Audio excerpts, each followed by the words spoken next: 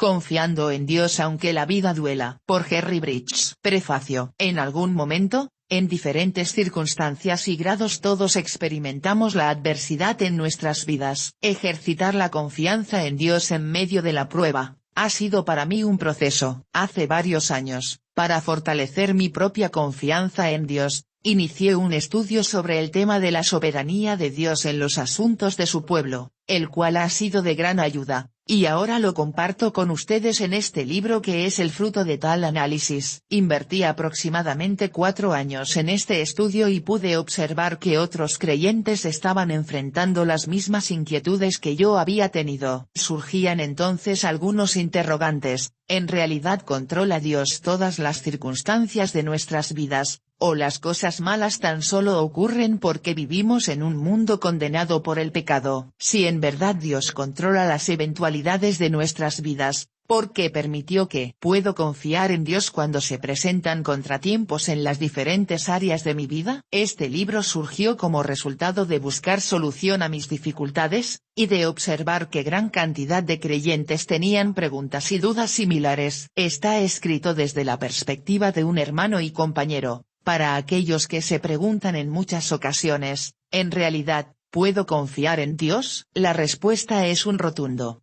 sí. También he podido observar que algunos de mis amigos han pasado por adversidades peores que las mías. No he escrito este libro con mis conocimientos, lo he hecho como un estudio bíblico acerca de Dios, su soberanía, sabiduría y amor para el momento en que nos afligen las adversidades. Confiando en Dios, está escrito para el cristiano común, que no necesariamente ha experimentado un problema muy grande pero que, con frecuencia, se encuentra con las dificultades y angustias propias de la vida tales como, embarazo frustrado, pérdida del trabajo, accidentes automovilísticos, hijos rebeldes, el profesor injusto en la universidad, etc. Sabemos la adversidad es difícil, aunque podemos también saber con certeza que Dios tiene el control de todas nuestras circunstancias. Este libro tiene una doble finalidad: primero, anhelo de glorificar a Dios, reconociendo su soberanía y su bondad. Segundo,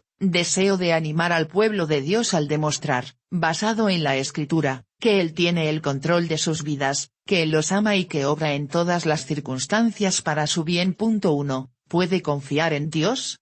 Invócame en el día de la angustia, te libraré, y tú me honrarás. Salmo 52.15. El pueblo de Dios no es inmune al dolor. El problema del dolor es tan antiguo y universal como la historia del hombre. Hasta la creación, nos dice Pablo, fue sujetada a vanidad, gime a una, y a una está con dolores de parto hasta ahora. Romanos 8:2.20-22. Entonces, surge la pregunta: ¿dónde está Dios en todo esto? ¿Puede usted verdaderamente confiar en Dios cuando la adversidad golpea y llena su vida de dolor? ¿Realmente puede venir al rescate de aquellos que le buscan? Como afirma el texto anotado al empezar este capítulo, libera a aquellos que lo invocan en el día de angustia, rodea su inagotable amor a la persona que confía en él. Ver Salmo 32:2.10. ¿Puede usted confiar en Dios? La pregunta misma tiene dos posibles interpretaciones antes que pretendamos contestarla. Primera, ¿es Dios confiable en épocas de adversidad? La segunda interpretación sería, ¿es tal su relación con Dios y su confianza en Él, que cree que está con usted en su adversidad, aunque no vea ninguna evidencia de su presencia y poder? No es fácil confiar en Dios en momentos de prueba. Nadie disfruta el dolor y, cuando éste viene, queremos que pase a la mayor brevedad.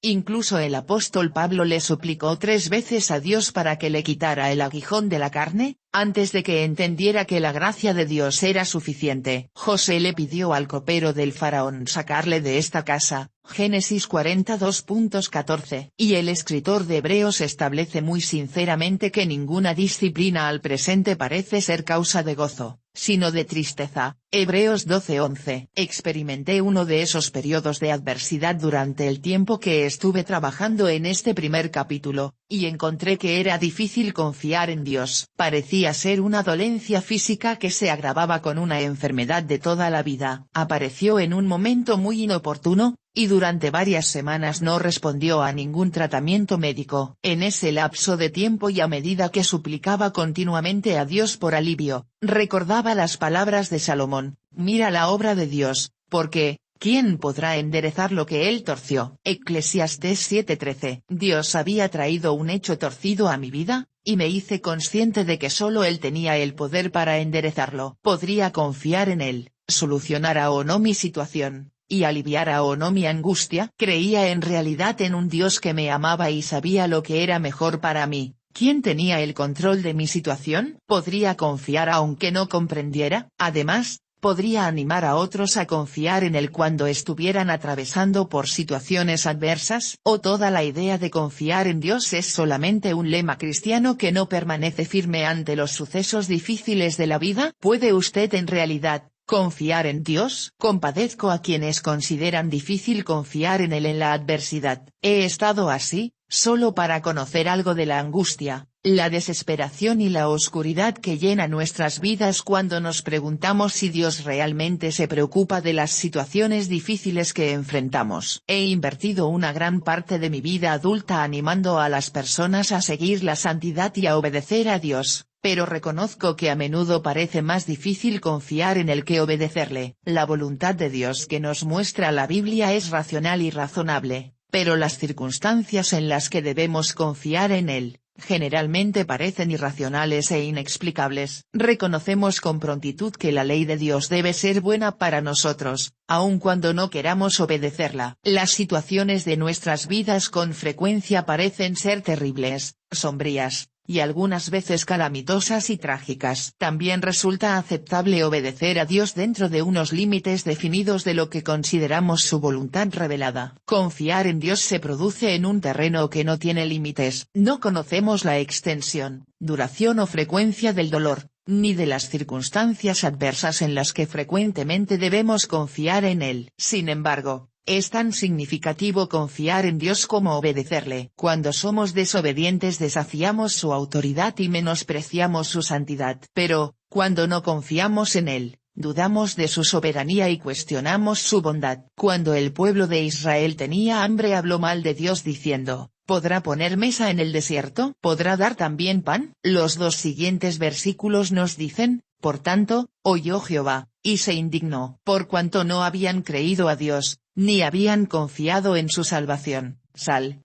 78 2.19-22. Para creer en Dios, debemos ver siempre nuestras circunstancias adversas a través de los ojos de la fe, y no del sentido común. Así como la fe de la salvación viene por oír el mensaje del Evangelio, Romanos 10:17, la fe para confiar en Él, en las situaciones difíciles, viene de la palabra de Dios, de lo que Él dijo. Es solo por aplicar las Escrituras a nuestros corazones por el Espíritu Santo, que recibimos la gracia de confiar en Dios en los momentos de sufrimiento. Las Escrituras enseñan tres verdades esenciales acerca de Dios con respecto a la adversidad, en las que debemos creer, si vamos a confiar en Él en situaciones difíciles. Dios es absolutamente soberano. Dios es infinitamente sabio. Dios es perfecto en amor. Alguien ha expresado estas verdades en relación con nosotros de la siguiente forma: Dios en su amor siempre desea lo mejor para nosotros, en su sabiduría siempre sabe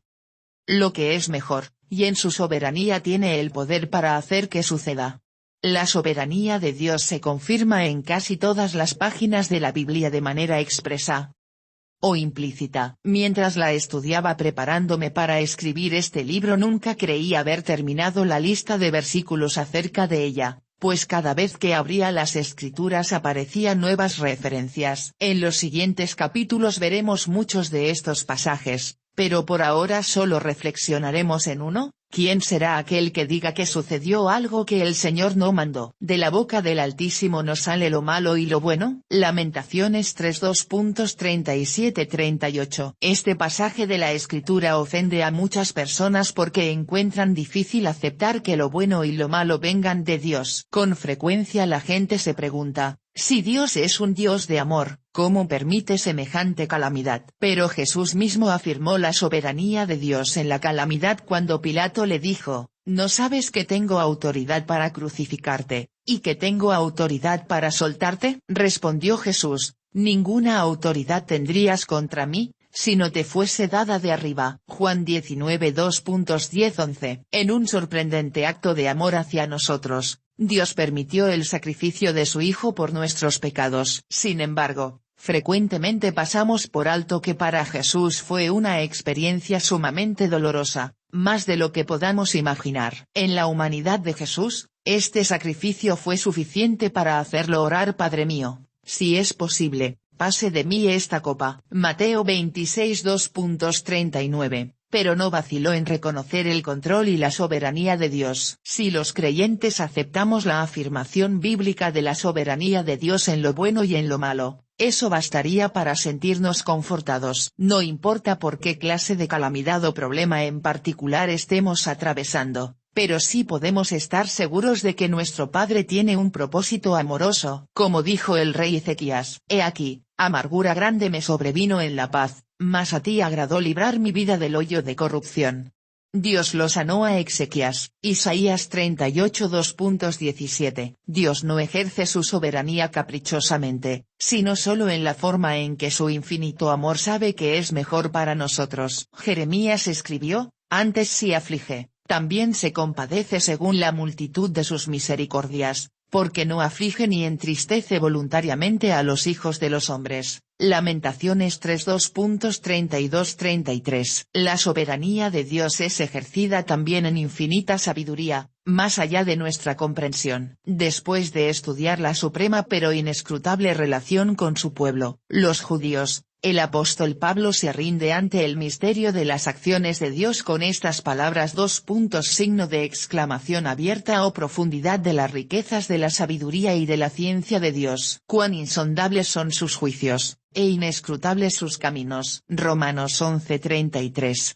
Pablo reconoció lo que nosotros debemos aceptar si vamos a confiar en Dios, cuyo plan y forma en que lleva a cabo sus designios están más allá de nuestra capacidad de comprensión y entendimiento. Debemos aprender a confiar en Él aun cuando no entendemos. En los siguientes capítulos analizaremos más detalladamente estas tres verdades: la soberanía, el amor y la sabiduría de Dios. Pero el propósito principal de este libro no es analizar estas maravillosas realidades. Lo más importante para nosotros es llegar a estar tan convencidos de ellas que las apliquemos en las circunstancias diarias de la vida, y que aprendamos a confiar en Él en medio del dolor, cualquiera que sea la forma que éste tome. Aunque nuestro dolor sea trivial o traumático, temporal o interminable, debemos aprender a confiar en Dios y glorificarle en estas situaciones, sin tener en cuenta la naturaleza de ellas. Pero hay un pensamiento final antes de empezar nuestros estudios sobre la soberanía, el amor y la sabiduría de Dios. Para confiar en Él, debemos conocerle íntima y personalmente. David dijo en el Salmo 9:10, en ti confiarán los que conocen tu nombre, por cuanto tú, oh Jehová, no desamparaste a los que te buscaron. Conocer el nombre de Dios es conocerle en una forma íntima y personal. Es mucho más que solo saber cosas acerca de Él. Es llegar a una relación personal más profunda con Él, como resultado de buscarlo en medio de nuestro dolor, y descubrir que es confiable. Solo en la proporción en que le conozcamos de esta forma personal, llegamos a creer en Él. A medida que lea y estudie los siguientes capítulos, y relacione lo que está aprendiendo de Dios con sus situaciones personales, ore para que el Espíritu lo haga comprender sus aspectos, para conocerle mejor y así confiar en Él de manera absoluta. 2. ¿Está Dios en control? La cual a su tiempo mostrará el bienaventurado y solo soberano, Rey de reyes, y Señor de señores. 1 Timoteo 6 2.15. El libro, Cuando las cosas malas le suceden a la gente buena, escrito por el rabino Harold Kushner, fue aclamado ampliamente como el mejor vendido en 1981. La crítica literaria lo describió como enternecedor, que llega al corazón, sabio y compasivo. Es la obra que la humanidad necesita. Esta trata de explicar una tragedia ocurrida a la familia del rabino, y concluye diciendo que el autor del libro de Job, obligado a escoger entre un buen Dios poderoso que no es completamente poderoso, o un Dios que no es totalmente bueno. Escoge creer en un Dios bondadoso. Según el punto de vista del rabino acerca de la enseñanza de Job, Dios desea que el justo disfrute una vida pacífica y feliz, pero a veces, incluso él, no puede hacer que eso suceda, y le es muy difícil evitar que la crueldad y el caos reclamen sus víctimas inocentes. Naturalmente, el rabino Kushner no está solo en su observación del control soberano de Dios sobre todos los acontecimientos de nuestras vidas. Los cristianos, y los que no lo son, frecuentemente hablan de tribulaciones y accidentes, de circunstancias fuera de nuestro control, y presumiblemente también del de Dios, de cosas que suceden eventualmente. A través de los siglos, la enfermedad, el sufrimiento y el dolor han hecho surgir preguntas acerca del dominio y cuidado de Dios por su creación. La presunción implícita en la mente de muchos es, si Dios es poderoso y bueno, ¿por qué hay tanto sufrimiento, dolor y angustia en el mundo? Dios es bueno y no todopoderoso o poderoso y no del todo bueno. No puede ser las dos cosas. La providencia de Dios. La Biblia nos enseña que lo encontramos en dos formas: Dios es soberano, todopoderoso, y es bueno. La instrucción de la Biblia en este aspecto es reafirmada bajo el tema que los teólogos llaman la providencia de Dios. Este es un término que con frecuencia usamos los creyentes para reconocer su aparente intervención en nuestros asuntos. Por ejemplo, cuando doy mi testimonio, siempre digo algo parecido a, cuando reconocí que no podía vivir la vida cristiana solo, en la armada, Dios, en su providencia, me permitió conocer a los navegantes, una organización cristiana. Al hacer esta afirmación quiero enfatizar que Dios controló y arregló ciertas circunstancias de mi vida, de tal manera que un resultado específico, en este caso, ponerme en contacto con los navegantes, era inevitable que sucediera. No obstante, hay dos procedimientos erróneos en la forma en que nos referimos a la providencia de Dios. Por un lado, casi siempre relacionamos la providencia de Dios con acontecimientos aparentemente buenos. Fue bueno para mí conocer a los navegantes, y por lo tanto estoy contento de atribuírselo a la providencia de Dios. Pero usted por lo general nunca oye decir algo así como, en la providencia de Dios tuve un accidente y quedé paralítico. Como el rabino Kushner, rehusamos atribuirle las cosas malas a la intervención de la mano de Dios. El segundo procedimiento con el uso popular de la expresión la providencia de Dios, consiste en que inconsciente o deliberadamente, creemos que Él interviene en situaciones específicas en nuestras vidas, pero la mayoría de veces es, según nosotros, solo un espectador interesado. Cuando pensamos de esa manera, aún sin quererlo, limitamos el control de Dios en nuestras vidas a un suceso de parar y continuar, entrar y salir. Nuestra actitud inconsciente es la de creer que en otras situaciones somos amos de nuestro destino o, por el contrario, víctimas de circunstancias adversas o personas desconsideradas que se cruzan en nuestro camino. Sin embargo, la Iglesia ha usado históricamente la providencia de Dios para referirse a su constante protección y gobierno sobre toda la creación. El famoso teólogo J. I. Packer, define la providencia de Dios como la incesante actividad del Creador por medio de la cual, en abundante gracia y benevolencia, sostiene a sus criaturas en una existencia ordenada, guía y gobierna todos los eventos, circunstancias y actos libres de los ángeles y los hombres dirigiendo todas las cosas a un objetivo, su propia gloria. Observe los términos absolutos que Packer usa: incesante actividad, todos los eventos, todos los actos, dirige todas las cosas. En esta definición es evidente que no existe un concepto de parar y seguir, es decir, no existe gobierno de medio tiempo por parte de Dios. La definición de Packer acerca de la providencia de Dios es muy completa y, creo, muy precisa, ceñida a la Escritura. He desarrollado por mi cuenta, una definición un poco más corta que puedo recordar con más facilidad. La providencia de Dios es su constante cuidado y gobierno absoluto sobre toda su creación para su gloria y el bien de su pueblo. Observe de nuevo, los términos ilimitados: preocupación constante, gobierno absoluto, toda creación. Nada escapa a su cuidado y control, incluso el virus más pequeño. Pero observe también el doble objetivo de la providencia de Dios, su gloria y el bien de su pueblo. Estos dos propósitos nunca se oponen, pues siempre guardan relación. Dios nunca busca su gloria a expensas del bien de su pueblo, ni busca nuestro bien a expensas de su gloria. Él ha diseñado su propósito eterno para que su gloria y nuestro bien estén estrechamente unidos. ¡Qué consuelo y tranquilidad debe ser para nosotros! Si vamos a aprender a confiar en Dios en la adversidad,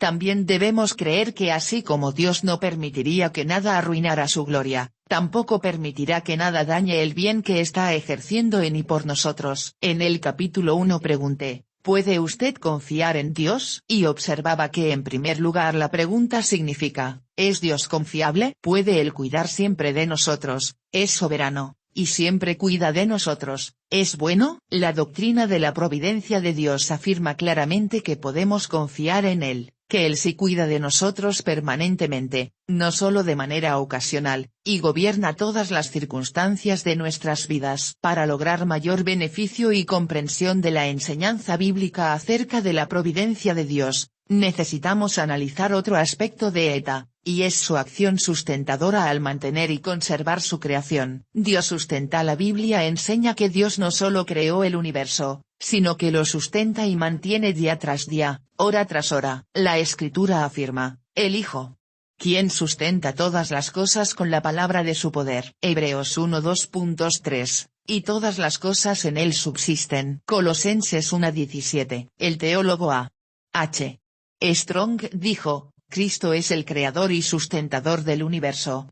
En él, este se sostiene, o se mantiene unido hora tras hora. La firme voluntad de Cristo constituye la ley del universo, y lo hace un cosmos y no un caos, así como su voluntad lo hizo existir desde el principio. Todas las cosas le deben su existencia a la continua acción sustentadora de Dios ejercida por medio de su Hijo. Nada subsiste porque tenga su propio poder inherente de ser. Nada en toda la creación permanece o actúa independientemente de la voluntad del Señor. Las llamadas leyes de la naturaleza no son otra cosa que la física expresión de la firme voluntad de Cristo. La ley de la gravedad opera con incesante exactitud porque Cristo continuamente hace que así sea. La silla en la que estoy sentado mientras escribo estas palabras, se mantiene unida porque los átomos y moléculas de la madera están en su lugar por su activa voluntad. Las estrellas continúan su curso porque Él las mantiene allí. La Escritura dice que Él saca y cuenta su ejército,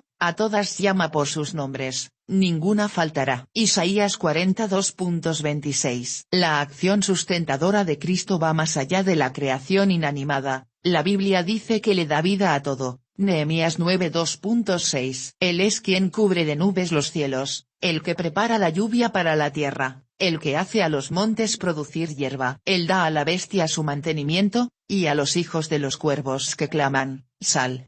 147 2.89. Dios no solo creó y luego se fue, sino que constantemente sostiene lo que hizo. La Biblia también enseña que Él nos mantiene a usted y a mí. Él es quien da a todos vida y aliento y todas las cosas, porque en Él vivimos, y nos movemos, y somos. Hechos 17 2.25-28. Él suministra nuestro alimento diario. 2 Corintios 9:10. Nuestros tiempos están en sus manos. Sal.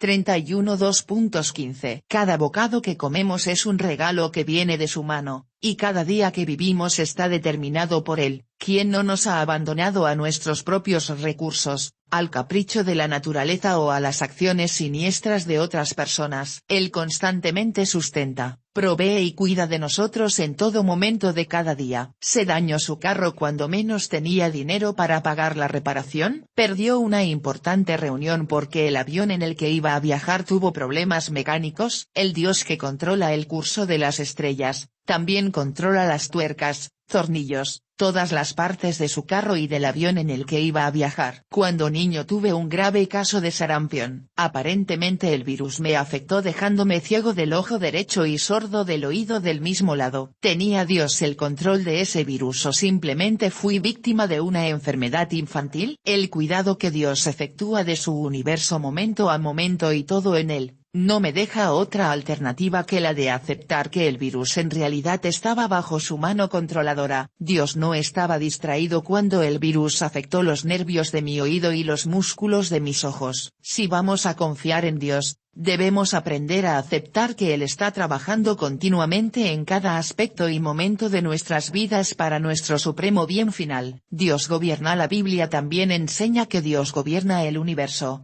es decir, no solo a la creación inanimada, sino también las acciones de todas las criaturas, tanto hombres como animales. Él es llamado el gobernante de todas las cosas, 1 Crónicas 29 2.12, bienaventurado y solo soberano, 1 Ti. 6:15, con todo, ni uno de ellos cae a tierra sin vuestro Padre, Mateo 10:29. Jeremías pregunta, ¿quién será aquel que diga que sucedió algo que el Señor no mandó? Lamentaciones 3:37. Y Él hace según su voluntad en el ejército del cielo, y en los habitantes de la tierra, y no hay quien detenga su mano, y le diga, ¿qué haces? Daniel 4:35. El Altísimo gobierna el reino de los hombres, y que a quien Él quiere lo da. Daniel 4:17. Nadie puede obrar fuera o en contra de la soberana voluntad de Dios. Hace muchos siglos, Agustín dijo, por lo tanto, nada sucede a menos que el Omnipotente quiera que suceda, Él permite que pase o hace que ocurra. Philip Hughes dice, sin embargo, bajo Dios, todas las cosas sin excepción, están absolutamente controladas. Aunque parezca todo lo contrario. Nada es tan grande o tan pequeño para escapar de la mano soberana de Dios. La araña construyendo su red en el rincón, y Napoleón guiando a su ejército a través de Europa, están bajo el control de Dios. Tan invencible como incomprensible es el gobierno de Dios. Sus caminos son más altos que los nuestros. Isaías 55 2.9. Cuán insondables son sus juicios, e inescrutables sus caminos. Romanos 11:33. Con frecuencia la soberanía de Dios es cuestionada, porque el hombre no comprende lo que Él está haciendo, puesto que no actúa como nosotros pensamos que debería hacerlo. ¿Dios o el azar? Entonces, esto es divina providencia, Dios sosteniendo y gobernando su universo, Dios trayendo todos los eventos al fin indicado. Sin embargo, hoy esta doctrina es poco aceptada. El no cristiano, por lo general, ha excluido el acto creador de Dios y su providencia, puesto que para él, todos los eventos están en manos del destino o el azar. En el libro del rabino Kushner, titulado Cuando las cosas malas le suceden a la gente buena, él pregunta, ¿puede usted aceptar la idea de que algunas cosas ocurran sin ninguna razón, y que el azar existe en el universo? Hablando de la dirección que toma un incendio forestal, él pregunta, ¿existe una explicación de por qué el viento y el clima se combinan para dirigir el fuego en un día determinado hacia algunas casas y no a otras, atrapando a algunas personas y dejando a otras?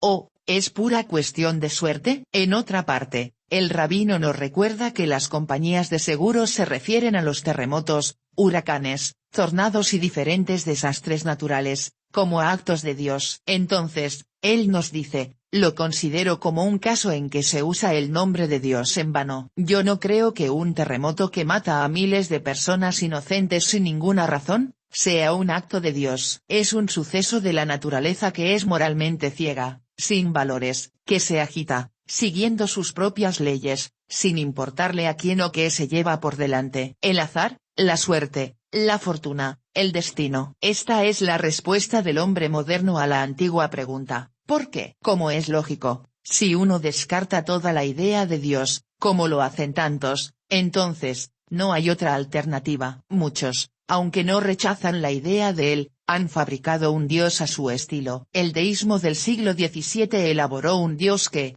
creó un universo y luego se alejó para dejarlo que siguiera de acuerdo con sus propias leyes naturales y recursos humanos. Hoy, muchas personas son deístas practicantes. Incluso hay cristianos hoy, que piensan como deístas. Muchos de ellos aceptan el concepto de la soberanía de Dios, pero creen que Él prefiere no ejercerla en las actividades diarias de nuestras vidas. Como lo expuso un escritor, sabemos que Dios es soberano, pero también sabemos que en su soberanía, nos ha puesto en un mundo de pecado y sufrimiento, al cual no somos inmunes. En su bien conocida afirmación acerca de los pajarillos, Jesús dijo, ¿no se venden 2 pajarillos por 1 cuarto? Con todo, ni uno de ellos cae a tierra sin vuestro Padre. Así que, no temáis, más valéis vosotros que muchos pajarillos. Mateo 10 2.29-31. Según Jesús, Dios ejerce su soberanía en todos los eventos, incluso en la vida y muerte de un pajarillo casi sin valor aparente. Pero aquí la enseñanza principal de Jesús es, si Dios ejerce su soberanía con respecto a los pajarillos, con mayor razón la ejercerá sobre sus hijos. Aunque es realmente cierto que el amor de Dios para nosotros no nos hace inmunes al dolor y la angustia, también es cierto que todas las ocasiones de dolor y adversidad están bajo el absoluto y perfecto control de Dios. Si Él controla las circunstancias del pajarillo, ¿cuánto más lo hará con aquellas circunstancias que nos afectan? Dios no se aleja dejándonos a merced de eventos al azar, sin control. Un padre viajó con su hijo a otra ciudad en un avión privado para dar su testimonio en una reunión evangelística. Durante el viaje se encontraron con una tormenta eléctrica, la cual hizo que el avión se estrellara, y padre e hijo murieron. Un amigo cristiano, en un esfuerzo por consolar a la desolada esposa y madre, le dijo, de una cosa puedes estar segura, Dios no tuvo nada que ver en ese accidente. Según este amigo, Dios estaba, aparentemente, mirando a otro lado cuando el piloto tuvo dificultades. Yo leí una afirmación blasfema de alguien que dijo, el azar es el seudónimo que Dios usa cuando no quiere utilizar su nombre. Muchos cristianos lo están haciendo hoy por Dios. Con frecuencia, no desean aceptar que Él está obrando, porque no entienden cómo lo está haciendo, y han elegido sustituir la doctrina del azar por la de la divina providencia. Bueno, pero no soberano. Junto con la doctrina del azar, muchos cristianos también están comprando la filosofía expuesta por el rabino Kushner de que Dios es bueno pero no soberano. Una escritora cristiana, por ejemplo, habla de su dolor como algo que es totalmente frustrante para Dios, y le agradece por ser su dedicado, cariñoso y frustrado Padre Celestial. Enfrentada al dilema de cómo un Padre amoroso y soberano le puede permitir experimentar esa pena tan dolorosa, ella encontró alivio en la creencia de que Dios se sentía realmente frustrado por su dolor, derramando lágrimas con ella, incluso como puede llorar una madre por el sufrimiento de su hijo. Hay que reconocer la posición de esta escritora, quien había sufrido un severo dolor durante meses. Como alguien que ha experimentado un dolor menos fuerte y solo durante varias semanas, en cualquier momento, me doy cuenta de que no me he puesto en su lugar.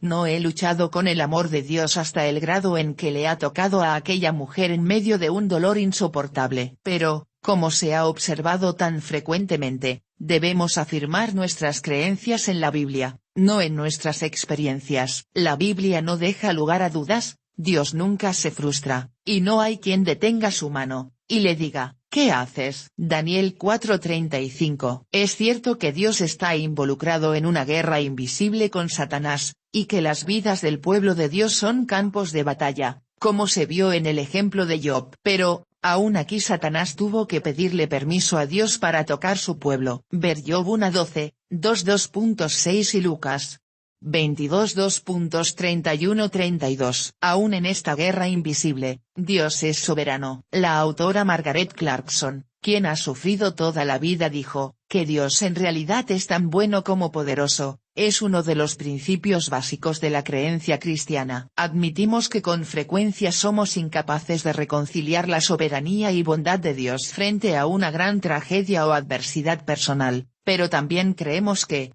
aunque a menudo no entendemos los caminos de Dios, Él está obrando soberanamente en todas nuestras circunstancias. Todos, creyentes y no creyentes, experimentamos ansiedad, frustración, dolor y decepción. Algunos sufren intenso dolor físico y lo que llamamos tragedias. Pero lo que debería distinguir el sufrimiento tanto de los creyentes como de los que no lo son, es la confianza en que nuestra adversidad está bajo el control de un Dios todopoderoso y amoroso. Nuestro sufrimiento tiene significado y propósito en su plan eterno, y Él trae a nuestras vidas solo lo que es para su gloria y nuestro bien. Daniel 9:14. Justo es Jehová nuestro Dios en todas sus obras que ha hecho. 3. La soberanía de Dios. Jehová hace nulo el consejo de las naciones, y frustra las maquinaciones de los pueblos. El consejo de Jehová permanecerá para siempre, los pensamientos de su corazón por todas las generaciones. Salmo 33 2.10-11. En 1902, un joven inglés bajó a desayunar y se encontró con que su padre estaba leyendo en la prensa la noticia de los preparativos para la primera coronación británica en 64 años. Durante el desayuno el esposo se volvió hacia su esposa y le dijo: «Oh, siento ver esto expresado así». Ella le preguntó: «¿De qué se trata?». Él le respondió: «Aquí hay una proclamación de que en una fecha determinada el príncipe Eduardo será coronado rey en Westminster, y no hay deo volente, es decir, no expresa si es la voluntad de Dios». Las palabras impactaron al joven porque en la fecha indicada el futuro Eduardo V se enfermó de apendicitis y la coronación se tuvo que posponer. En esa época, a finales del mandato de la reina Victoria, el poder político, económico y militar del Imperio Británico estaba en todo su apogeo, pero a pesar de eso Gran Bretaña no pudo llevar a cabo su planeada coronación en la fecha indicada. Signo de interrogación abierta fue la omisión de si es la voluntad de Dios en la proclamación y la subsiguiente postergación de la coronación, solo una coincidencia, dos eventos sin ninguna relación entre sí. Dios hizo que al príncipe Eduardo le diera apendicitis para mostrar que él tenía el control. No sabemos por qué ocurrió así, pero una cosa sí sabemos y estamos seguros, sea que reconozcamos si es la voluntad de Dios o no, no podemos llevar a cabo ningún plan separado de la voluntad de Dios. La Biblia no deja duda acerca de ese hecho, y Santiago lo expresa muy claramente. Signo de exclamación abierta. Vamos ahora. Los que decís: «Hoy y mañana iremos a tal ciudad, y estaremos allá un año, y traficaremos, y ganaremos», cuando no sabéis lo que será mañana. Porque, ¿qué es vuestra vida? Ciertamente es neblina que se aparece por un poco de tiempo, y luego se desvanece. En lugar de lo cual deberíais decir: «Si el Señor quiere, viviremos y haremos esto o aquello». Santiago 4 2.13-15. El control absoluto de Dios. Dios tiene el control. Él es soberano. Él hace lo que a él le place y determina si nosotros podemos hacer lo que hemos planeado. Esta es la esencia de la soberanía de Dios, su absoluta independencia para hacer lo que le satisface y su total control sobre las acciones de todas sus criaturas. Ninguna criatura, persona o imperio puede frustrar su voluntad o actuar fuera de sus límites. En el capítulo 1 establecí que para confiar en Dios en tiempos de adversidad, debemos creer en su soberanía, en su amor y su sabiduría. De estas tres verdades, la soberanía de Dios parece ser cuestionada con mayor frecuencia y fuerza. Parece que le permitiéramos a Dios estar en cualquier parte, excepto en su trono, gobernando su universo según su buen placer y soberana voluntad. Hasta los devotos escritores cristianos cuyos libros son útiles para muchos, pueden en sus escritos, bajar a Dios de su trono. Una de sus afirmaciones más comunes, es que Dios se limitó a sí mismo voluntariamente a las acciones de los hombres para darles su libertad. Otros escritores cristianos no reconocen la mano controladora de Dios, ya sea dirigiendo o permitiendo cada acontecimiento de nuestras vidas. 1. Por ejemplo, dice que algunas veces el sufrimiento llega por el infortunio o accidente, que son cosas que suceden, y que el dolor se atraviesa en nuestro camino debido a circunstancias que están más allá de nuestro control. Nuestra respuesta a tales afirmaciones es más que simple discusión teológica. La confianza en la soberanía de Dios en todo lo que nos afecta es crucial para nuestra fe en Él. Si hay un evento particular en todo el universo que pueda ocurrir sin su control soberano, entonces no podemos confiar en Él. Su amor puede ser infinito, pero si su poder y su propósito pueden frustrarse, no podemos confiar en Él. Usted me puede confiar sus más valiosas posesiones, y yo puedo amarlo, y mi deseo de respetar su confianza puede ser sincero, pero si no tengo el poder o la habilidad de proteger sus objetos de valor, usted en realidad no me los puede confiar. Sin embargo, Pablo dijo que nosotros le podemos confiar nuestra más valiosa posesión al Señor. En 2 Timoteo 1:12, él dijo: «Por lo cual asimismo padezco esto, pero no me avergüenzo, porque yo sé a quien he creído, y estoy seguro que es poderoso para guardar mi depósito para aquel día». Énfasis del autor. Pero, alguien dice, allí Pablo está hablando de la vida eterna. Es decir, que podemos confiar nuestro destino eterno a Dios, Pero, ¿podemos confiarle problemas de esta vida? Sin embargo, debería ser evidente, que la soberanía de Dios no empieza en la muerte. Como veremos en un próximo capítulo, su dirección soberana en nuestras vidas precede aún a nuestro nacimiento. Dios gobierna tan seguramente en la tierra como en el cielo, y permite, por razones que solo Él conoce, que las personas actúen en contra y desafiando su voluntad revelada, pero nunca les permite actuar en contra de su voluntad soberana. Para apoyar la anterior afirmación, de que Dios nunca permite que las personas actúen contrariamente a su voluntad soberana, tenga en cuenta los siguientes pasajes de la Escritura: el corazón del hombre piensa su camino, mas Jehová endereza sus pasos. Proverbios 16 2.9. Muchos pensamientos hay en el corazón del hombre, mas el consejo de Jehová permanecerá. Proverbios 19:21. No hay sabiduría, ni inteligencia, ni consejo, contra Jehová. Proverbios 21:30. Mira la obra de Dios, porque, ¿quién podrá enderezar lo que él torció? Eclesiastés 7:13. ¿Quién será aquel que diga que sucedió algo que el Señor no mandó? Lamentaciones 3:37. En lugar de lo cual deberíais decir, si el Señor quiere, viviremos y haremos esto o aquello. Santiago 4:2.15. Escribe al ángel de la iglesia en Filadelfia: esto dice el santo, el verdadero, el que tiene la llave de David, el que abre y ninguno cierra, y cierra y ninguno abre. Apocalipsis 3:2.7.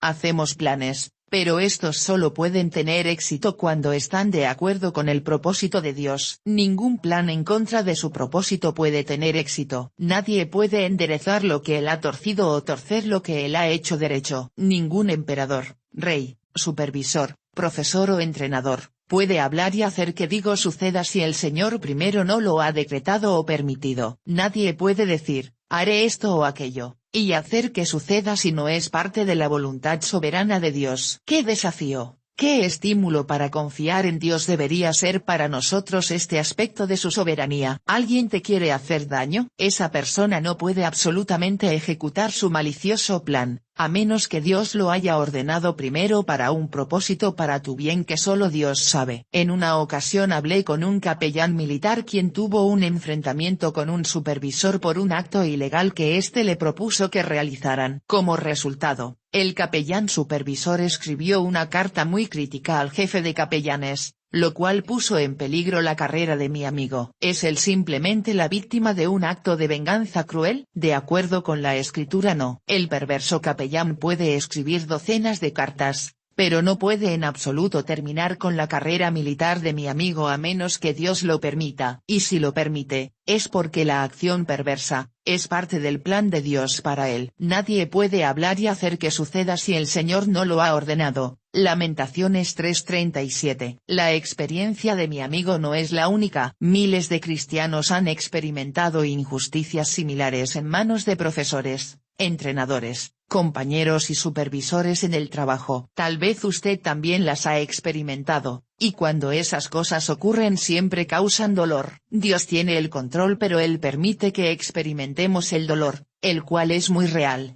Aunque a veces es solo por un tiempo. Nos sentimos heridos y sufrimos, pero en medio de nuestro sufrimiento debemos creer que Él tiene el control y que es soberano. Como la escritora Margaret Clarkson bellamente lo ha expresado, la soberanía de Dios es esa impenetrable roca de la cual el sufriente corazón humano se aferra. Las circunstancias que rodean nuestras vidas no son accidentes. Ellas pueden ser el trabajo del diablo, pero este es sostenido firmemente por la poderosa mano de nuestro Dios soberano. Todo el mal está sujeto a él, y el diablo no puede tocar sus hijos a menos que él lo permita, para algún buen propósito final. Dios es el Señor de la historia humana y personal de cada uno de los miembros de su familia redimida. No solo están los malévolos actos voluntarios de los demás bajo el control soberano de Dios, sino también los errores y fallas de otras personas. Por ejemplo, un conductor se cruzó el semáforo en rojo, chocó su carro y lo mandó a usted al hospital con múltiples fracturas. Un médico no detectó su cáncer cuando se estaba iniciando, y se hubiera podido tratar.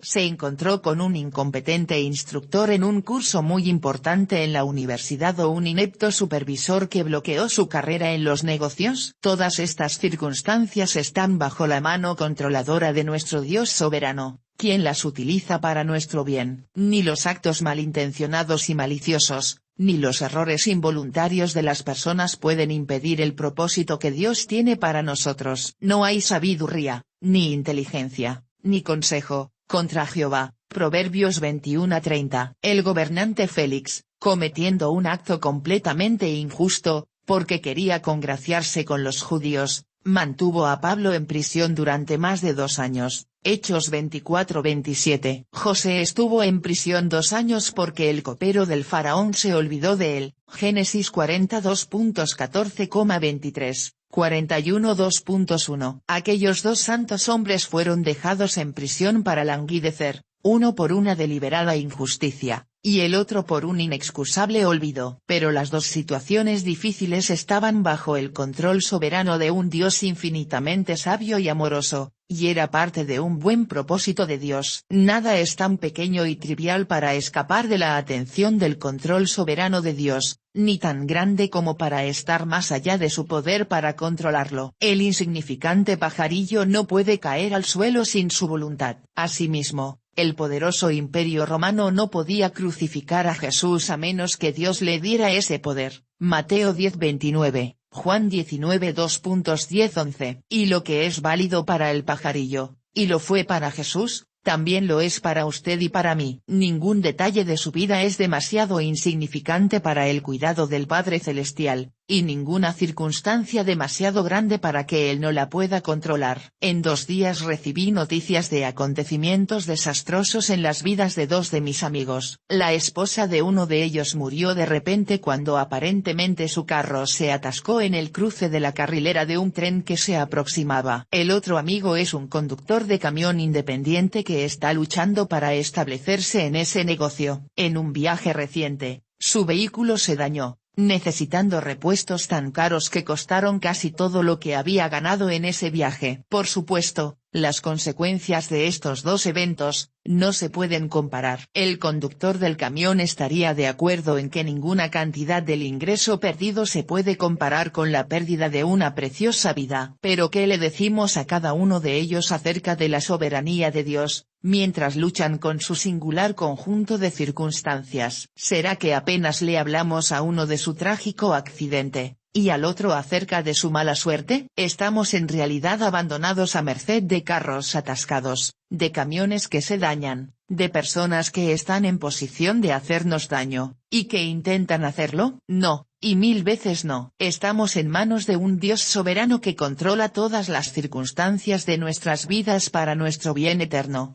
Jeremías 32:2.41. No siempre la soberanía de Dios es manifiesta. Uno de nuestros problemas con la soberanía de Dios, es que con frecuencia no parece que Él tuviera el control de las circunstancias de nuestras vidas. Vemos personas injustas, descuidadas y hasta evidentemente malas, haciendo cosas que nos afectan. Experimentamos las consecuencias de los errores y fallas de otras personas. Incluso hacemos cosas tontas y pecaminosas, teniendo que cosechar con frecuencia el amargo fruto de nuestras acciones. Es difícil ver a Dios trabajar por medio de causas secundarias o en frágiles y pecadores seres humanos. Pero es su habilidad de organizar diversas acciones humanas para cumplir su propósito, lo que hace que su soberanía sea maravillosa y misteriosa. Ningún cristiano que crea en la Biblia tiene dificultad para creer que Dios puede y ha hecho milagros como ejemplos de su intervención soberana pero directa en los asuntos de las personas. Pero creer en la soberanía de Dios cuando no vemos su intervención directa, cuando está, por decirlo así, trabajando completamente detrás del escenario a través de circunstancias y personas comunes, es aún más importante, porque esa es la forma en que con frecuencia él trabaja. Un escritor del siglo XIX, Alexander Carson, en su libro Confianza en Dios en momentos de peligro, dice, por la sabiduría del hombre no se puede ver cómo la providencia de Dios puede arreglar las acciones humanas para cumplir su propósito sin ningún milagro. Por ejemplo, Una escritora, al comentar sobre un accidente en el que su carro fue golpeado por otro que se cruzó un semáforo en rojo, supuso que para que Dios la hubiera protegido, debería haber hecho que al otro vehículo de repente le hubieran salido alas para volar sobre ella, y que así no la habría estrellado. Lo que tal afirmación implica es la idea de que al estar Dios enfrentando repentinamente una crisis en la vida de uno de sus hijos, el único recurso que tiene es hacer un milagro o permitir que la crisis ocurra. Dios permitió que en su situación la crisis ocurriera, pero no fue porque él no pudiera prevenirla. En su soberanía él pudo haber cambiado el instante de la llegada al cruce de uno de los conductores, o desviado a uno de ellos por otra ruta que él hubiera escogido. Ninguno de nosotros sabe de eventos en nuestras propias vidas tales, tal vez cientos, como cuando inadvertidamente hemos sido librados de la adversidad o la tragedia por la soberana e invisible mano de Dios. Como bien dijo el salmista, no dará tu pie al resbaladero, ni se dormirá el que te guarda. He aquí, no se adormecerá ni dormirá el que guarda a Israel. Sal. 121 2.34. Sin duda, una de las razones por las cuales el libro de Esther fue incluido en las Escrituras es la de ayudarnos a ver la mano soberana de Dios trabajando invisiblemente tras bambalinas para cuidar de su pueblo. Es interesante que en ese libro el nombre de Dios no se menciona ni una sola vez, pero el lector atento ve su mano en toda circunstancia, liberando a su pueblo así como lo hizo en Egipto a través de poderosos milagros siglos atrás. Dios estaba obrando tan soberanamente a través de circunstancias comunes y corrientes en la época de Esther como lo hizo a través de milagros en la de Moisés. El aspecto fundamental de este libro está en el capítulo 6. Anterior a los acontecimientos de la noche registrada en ese capítulo, las vidas de todos los judíos del imperio del rey persa Jerjes estaban en peligro debido al esquema diabólico de un hombre malvado, Amán, quien acababa de ser ascendido a una posición más alta que la de otros nobles del reino. Pero en este capítulo, los eventos empiezan a dirigirse finalmente a su caída y muerte, la salvación física de los judíos, y el ascenso de Mardoqueo, el héroe de la historia, a la segunda posición más alta del reino.